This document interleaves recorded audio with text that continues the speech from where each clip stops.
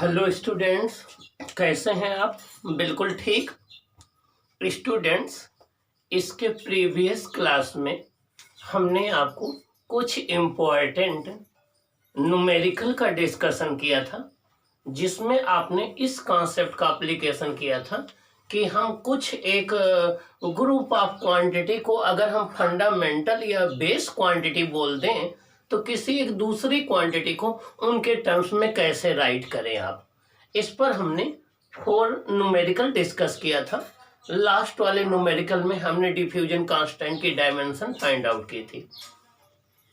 अब हम इस वाले हेडिंग में डिस्कस करेंगे कि डायमेंशनल एनालिसिस का यूज क्या है, डायमेंशनल एनालिसिस का एप्लीकेशन क्या है, हम इसे कहाँ यूज कर सकते हैं, इसके क्या एप्लीकेशंस हैं।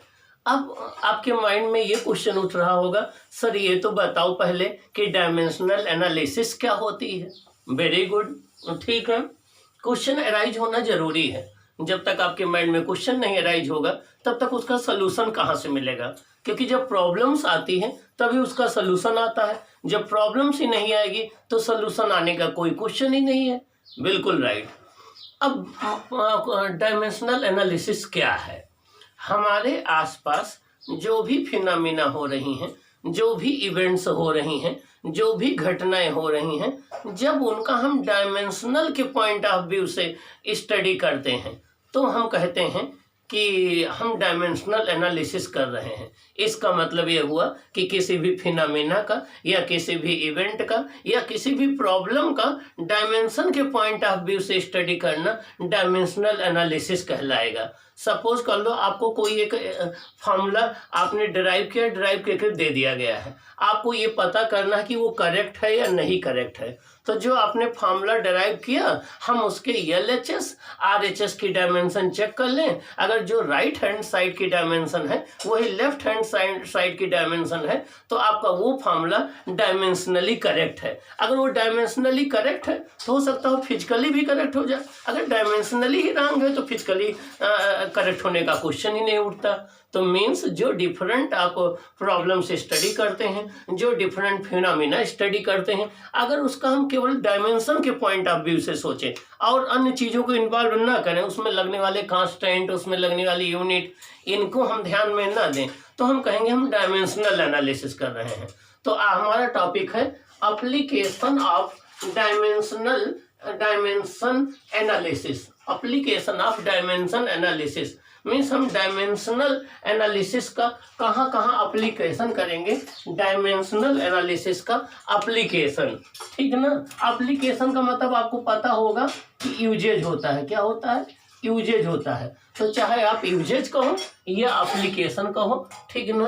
चलिए, अब डायमेंशनल एनालिसिस के मेनली 3 यूजेज हैं, उनको अभी हम डिस्कस करते हैं। उसके पहले हम डिस्कस कर लें कि ये कांस्टेंट क्या होते हैं, वेरिएबल्स क्या होते हैं। क्या कांस्टेंट क्या होते हैं, वेरिएबल्स क्या होते हैं। जब आप मैथ पढ़ते हो तो मैथ में डिफरेंट आप लीनियर इक्वेशन को सॉल्व करते हो। आप लिखते हो 2x + 3y = 8, 9x + 3y = 7। तो यहाँ पर x y क्या है? ये वेरिएबल है। क्या है? x y z क्या है? वेरिएबल है। इनकी वैल्यू चेंज होती रहती है, ठीक है ना। हर एक क्वेश्चन में, हर एक सिचुएशन में अलग अलग वैल्यू हो सकती है। तो मीन्स मैथ में तो आप ये कहते हो कि वह वेरिएबल मीन्स वह सिंबल्स जिनकी वैल्यू चेंज होती रहती है क्वेश्चन टू क्वेश्चन और हर एक सिचुएशन में, वह वेरिएबल्स कहलाते हैं, जिनको आप x y z t theta इनसे डिनोट करते हो। दूसरे वहाँ कांस्टेंट होते हैं। कांस्टेंट में भी 2 तरीके के, एक कांस्टेंट, एक एब्सोल्यूट कांस्टेंट। एक कांस्टेंट वो होते हैं जो एक पर्टिकुलर क्वेश्चन में तो उनकी वैल्यू फिक्स होती है, लेकिन दूसरे जो है क्वेश्चन में चेंज हो जाती है। जैसे आपने लिखा ax + by = c। अब यहाँ a की वैल्यू एक गिवन क्वेश्चन के लिए तो फिक्स होगी कि 2x + 3y = आपने 9 ले लिया तो 2 और 3 फिक्स हो गई। लेकिन कोई दूसरा क्वेश्चन लोगे तो वहाँ पर a और b की वैल्यू चेंज हो जाएगी। तो एक गिवन क्वेश्चन में, एक गिवन रेफरेंस में तो फिक्स है, लेकिन अलग क्वेश्चन में अलग रेफरेंस में चेंज हो जाएगी, तो ये कहलाते हैं कांस्टेंट। इनको हम स्मॉल a से, स्मॉल b से, स्मॉल c से, इनसे डिनोट करते हैं मैथ में। और एक होते हैं एब्सोल्यूट कांस्टेंट, जिनकी हर एक क्वेश्चन में, हर एक सिचुएशन में, हर एक जगह पर वैल्यू सेम होती है, जैसे पाई है, स्मॉल ई है, log 10 है, log 10 बेस ई है, log 10 बेस 10 है। मीन्स ये ऐसी क्वांटिटीज हैं जिनकी हर एक क्वेश्चन में, हर एक सिचुएशन में वैल्यू फिक्स होती है। इन्हें एब्सोल्यूट कांस्टेंट कहते हैं। तो मैथ में वेरिएबल्स हो गए, कांस्टेंट हो गए, एब्सोल्यूट कांस्टेंट हो गए। ऐसे ही बच्चों हम लोग फिजिक्स में भी, साइंस में भी हम कांस्टेंट और वेरिएबल्स पढ़ते हैं, लेकिन हम यहाँ किस बेसिस पर क्लासिफाई करेंगे? डायमेंशन के बेसिस पर क्लासिफाई करेंगे। क्या करेंगे? डायमेंशन की बेसिस पर क्लासिफाई करेंगे। हम ये देखेंगे कि किसी फिजिकल क्वांटिटी की या किसी क्वांटिटी में डायमेंशन है कि नहीं है, उसकी वैल्यू फिक्स है कि नहीं फिक्स है, उसकी वैल्यू चेंज हो रही है नहीं चेंज हो रही है। तो डायमेंशन के बेसिस पर अगर हम क्लासिफाई करेंगे तो हमारे पास कई तरीके की वेरिएबल और कांस्टेंट आएंगे, उनको हम थोड़ा इंट्रोड्यूस कर लें। देखिए आप लोग, टॉपिक 1 है different types of variable and constant. Means अलग अलग टाइप के वेरिएबल और कांस्टेंट। अब यहाँ पर हम किस बेसिस पर क्लासिफाई करने जा रहे हैं? डायमेंशन की बेसिस पर। किस पे क्लासिफाई करने जा रहे हैं? डायमेंशन की बेसिस पर। तो इसमें पहला आता है डायमेंशनल वेरिएबल। क्या? Dimensional variable. देखिए यहाँ पर ये 2 वर्ड्स से मिलकर बना है, एक डायमेंशनल, दूसरा वेरिएबल। ये वेरिएबल तो हैं, हर एक क्वेश्चन से क्वेश्चन में इनकी वैल्यू चेंज तो हो जाती है, लेकिन इनमें डायमेंशन होती है, ये डायमेंशन लेस नहीं होते हैं। तो ये वह फिजिकल क्वांटिटी होती हैं जिनमें डायमेंशन होती है, लेकिन जिनकी अलग अलग क्वेश्चन में, अलग अलग प्रॉब्लम में, अलग अलग सिचुएशन में, अलग अलग फिनोमिना में इनकी वैल्यू अलग अलग होती है। तो those physical quantities that have dimension but have the different value in different problems, they have different value in different situation, they have the different value in different numericals are called dimensional variable। means वह variable जिनमें dimension तो होती है, लेकिन उनकी value हर एक question में अलग अलग होती है, हर एक फिनोमिना में अलग अलग होती है, हर एक सिचुएशन में अलग अलग होती है। मीन्स फिक्स नहीं रहती। जैसे एरिया है, अब किसी एक क्वेश्चन में एरिया हो सकता हो 20 मीटर स्क्वायर हो, तो अगले में 30 मीटर स्क्वायर हो जाए, अगले में 10 मीटर स्क्वायर हो जाए। वॉल्यूम है, फोर्स है, वेलोसिटी है, वर्क है, एनर्जी है, तो ये सब डायमेंशन तो है इसमें, तो डायमेंशनल तो है ही है, लेकिन ये फिक्स नहीं है, वेरिएबल है, क्योंकि हर एक सिचुएशन में, हर एक क्वेश्चन में इनकी वैल्यू अलग अलग होती है। तो पहली हो गई डायमेंशनल वेरिएबल। इनको क्या कहेंगे? Those physical quantity that have dimension. Means way physical quantity जिनमें डायमेंशन होती है। Those physical quantity that have different value in different problems and situation. Means way physical quantity जिनकी अलग अलग प्रॉब्लम में, अलग अलग न्यूमेरिकल में वैल्यू अलग अलग होती है, और अलग अलग सिचुएशन में भी इनकी वैल्यू अलग अलग होती है। इनमें कौन कौन सी आएंगी? एरिया है, वॉल्यूम है, फोर्स है, वेलोसिटी है, वर्क है, एनर्जी है, डेंसिटी है, ये सब क्या आएंगी? डायमेंशनल वेरिएबल आएंगी। क्या आएंगी? डायमेंशनल वेरिएबल आएंगी। तो वह फिजिकल क्वांटिटी जिनमें डायमेंशन तो होती है, लेकिन हर एक क्वेश्चन में, क्वेश्चन के क्वेश्चन अकॉर्डिंग, सिचुएशन के सिचुएशन अकॉर्डिंग, फिनोमिना के फिनोमिना के अकॉर्डिंग उनकी वैल्यू चेंज होती है, अलग अलग होती है, वेरिएबल होती है, उन्हें कहते हैं डायमेंशनल वेरिएबल। अब दूसरी कैटेगरी आती है डायमेंशन लेस वेरिएबल। मीन्स ये वेरिएबल्स तो होते हैं, अलग अलग सिचुएशन में, अलग अलग मीडियम के लिए इनकी वैल्यू अलग अलग होगी, लेकिन ये डायमेंशन लेस होंगे, इनमें डायमेंशन नहीं होगी। तो ये वही फिजिकल क्वांटिटी होंगी जिनमें डायमेंशन नहीं होगी। Those physical quantity, these physical quantity have no dimension. इनमें डायमेंशन नहीं होती, इसलिए डायमेंशन लेस कहते हैं। Those physical quantity have different value in different questions, different situation. Means इनकी वैल्यू अलग अलग क्वेश्चन में अलग अलग होती है, अलग अलग सिचुएशन में अलग अलग होती है। तो एक तो डायमेंशन नहीं होती है, दूसरे अलग अलग सिचुएशन में अलग अलग वैल्यू होती है, इसीलिए नाम इनका डायमेंशन वेरिएबल है। कि means those physical quantity that have no dimension but have variable value in different problems in different situation, they have different value are called the dimensionless variable. इनको dimensionless variable कहते हैं। जैसे आपका angle है, अब angle की unit radian होती है, इसकी कोई डायमेंशन नहीं होती है, डायमेंशन लेस होता है, रिलेटिव डेंसिटी डायमेंशन लेस है, रिफ्रैक्टिव इंडेक्स डायमेंशन लेस है, स्ट्रेन डायमेंशन लेस है आपका। तो ये डायमेंशन लेस क्वांटिटी है, लेकिन सबकी रिलेटिव डेंसिटी अलग अलग नहीं होती है, हर एक मटेरियल टू मटेरियल वेरी करती है, हर एक मीडियम के लिए रिफ्रैक्टिव इंडेक्स अलग नहीं होता, मीडियम टू मीडियम वेरी करता है। तो ये डायमेंशन तो नहीं होती इनकी, लेकिन यह कि वैल्यू अलग अलग होती है, इसलिए इनको डायमेंशन लेस वेरिएबल कहा जाता है। इनमें रिफ्रैक्टिव इंडेक्स आ जाएगा, रिलेटिव डेंसिटी आ जाएगी, एंगल आ जाएगा, स्ट्रेन आ जाएगा, ये सब आपके डायमेंशन लेस वेरिएबल हो जाएंगे।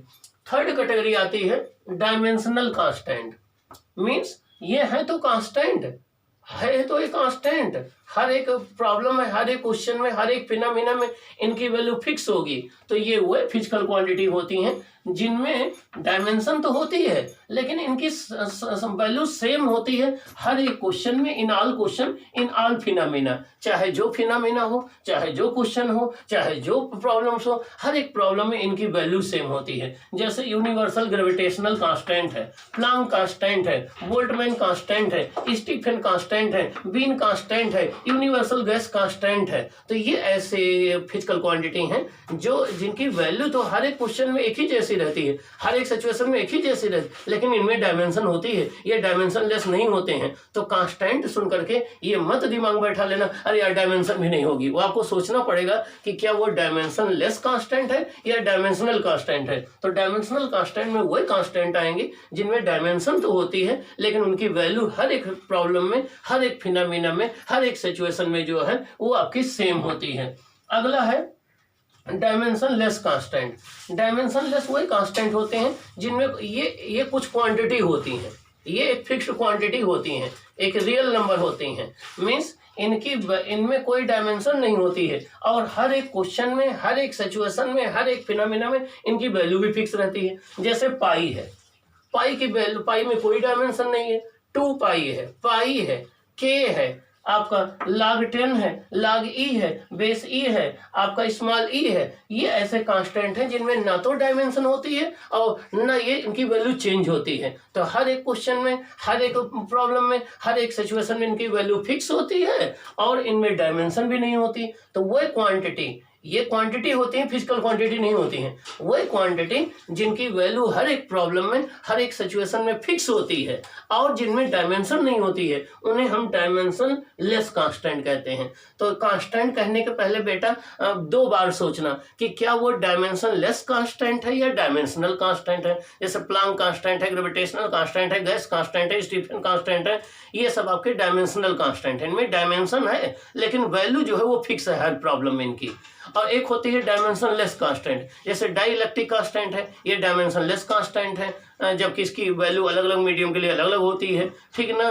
तो जो है आपका डाइलेक्ट्रिक कांस्टेंट एक डायमेंशन लेस कांस्टेंट है, लेकिन इसकी वैल्यू जो है वो अलग अलग मीडियम के लिए अलग अलग होती है। तो ये चीज़ आपको देखना है कि वो कैसा है, वो डायमेंशन लेस वेरिएबल है या आपका डायमेंशनल वेरिएबल है, या डायमेंशन कांस्टेंट है, या डायमेंशन लेस कांस्टेंट है। अब एक एक एग्जांपल मैं आपको दे दूं। जैसे आपसे कहा जाए वेलोसिटी, तो बताइए किस में आएगी, ये डायमेंशनल वेरिएबल में आएगी। किस में आएगी, डायमेंशनल वेरिएबल में आएगी। आपसे कहा जाए स्ट्रेन, स्ट्रेन होता है change in length upon original length, या change in area upon original area, या change in volume upon original volume.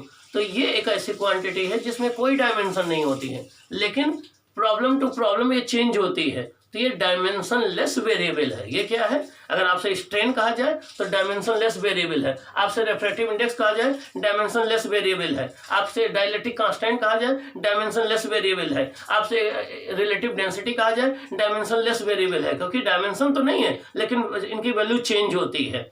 तो एक हो गई डायमेंशनल वेरिएबल, एक हो गई डायमेंशन लेस वेरिएबल, एक हो गया डायमेंशनल कांस्टेंट, एक हो गया डायमेंशन लेस कांस्टेंट। तो जब भी आप सॉल्व करेंगे, जब भी आप फिजिक्स को स्टडी करेंगे, डिफरेंट फार्मूले पढ़ेंगे, डिफरेंट लॉज पढ़ेंगे, तो बार बार आएगा ये प्रोपोर्शनलिटी कांस्टेंट है, ये डायमेंशन लेस कांस्टेंट है, ये डायमेंशनल कांस्टेंट है। तो वहाँ आपको इन बात पर बड़ा होशियार रहना है, बहुत ही अलर्ट रहना है, गलती नहीं करना है कि किन सिचुएशन में क्या कहा जा रहा है। अब हम देखेंगे कि जो डायमेंशनल एनालिसिस है उसके यूजेज क्या हैं, उसके एप्लीकेशन क्या हैं। तो इसके मेन 3 एप्लीकेशन हैं जिनको हम डिस्कस करने चल